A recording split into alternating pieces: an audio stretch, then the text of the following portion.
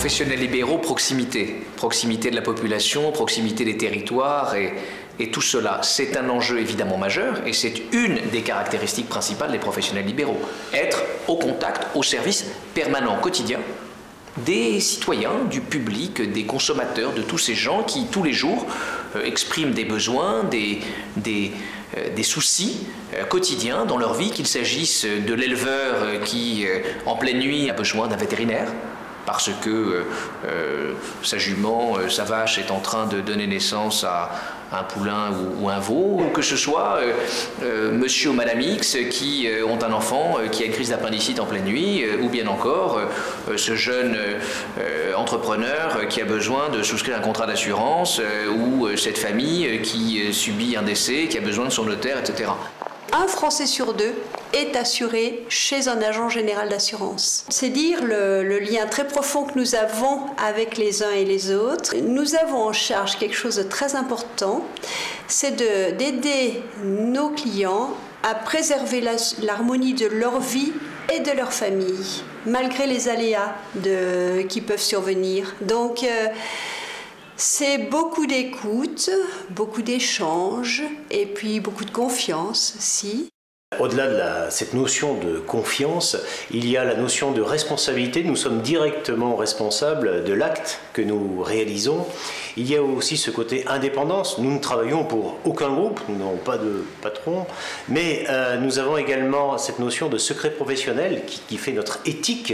Et c'est pour toutes ces valeurs que les patients nous choisissent en fait. Des juristes, nous seuls, huissiers de justice, sommes sur le terrain. Nous voyons la réalité au quotidien des difficultés que les familles, que les entreprises rencontrent. Donc on partage avec le médecin, avec le vétérinaire, dans le milieu rural. Nous rencontrons les gens et on a cette proximité. On n'a pas cette distance de cabinet, on est sur le terrain.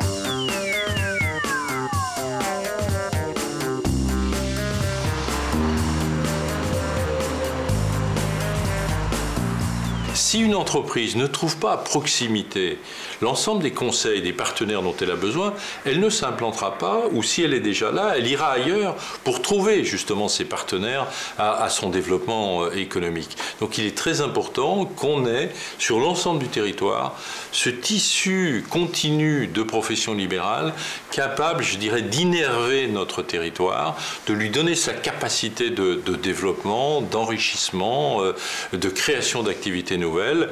Et c'est la raison pour laquelle il est important qu'il y ait un partenariat entre les pouvoirs publics et l'ensemble des professions libérales pour voir quelles sont les conditions pour que celles-ci puissent se développer harmonieusement sur le territoire et qu'elles n'aient pas la tentation de trop se concentrer dans quelques pôles urbains en délaissant le territoire rural.